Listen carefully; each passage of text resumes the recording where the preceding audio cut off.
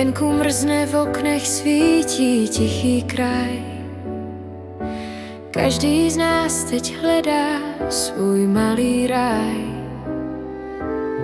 Zastavme na chvíli ten věčný žhon a spěch, ať mír k nám dolehne, jak sníh na střechách. Nejsou to dárky, co tvoří tenhle den, je to ta ruka v dlani, splněný dávný sen. Ať stichnou zbraně, ať skončí každý svár, vzájemná úcta je ten nejvzácnější dár.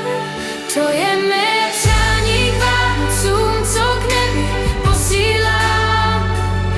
Ať nikdo na světě nezůstane dneska sám. Ať světlo naděje v každém srdci zahoří a všechno zlé se v tichém sněhu rozplyne a pokoří. Vzpomeňme na ty, co už s námi nemůžou být, jejich lásku v sobě dál budeme mít.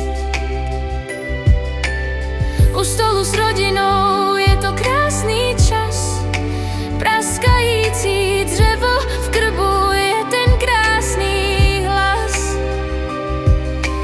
Dětský smích je ozvěnou, co vrací nás zpět, tam, kde byl průzračný a čistý celý svět.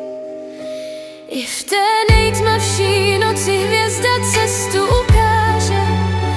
Láska je síla, co i hory přenese a dokáže.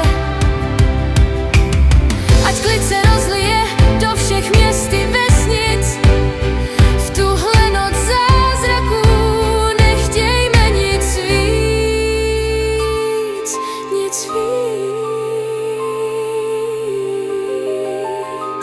To je mé přání k Vánocům, co k nebi posílám. Ať nikdo na světě nezůstane dneska sám. Ať světlo naděje v každém srdci zahoří a všechno zlé se v tichém sněhu rozplyne. Jen klid a mír.